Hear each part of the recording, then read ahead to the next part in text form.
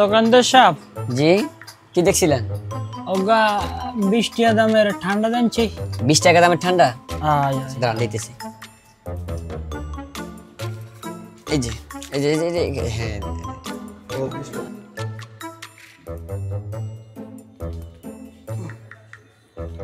দোকানদার সাহেব আজ তো দেই না, কোন 800 টাকা কোনটা 20 টাকা বুঝি না কিছু। সাইনছেন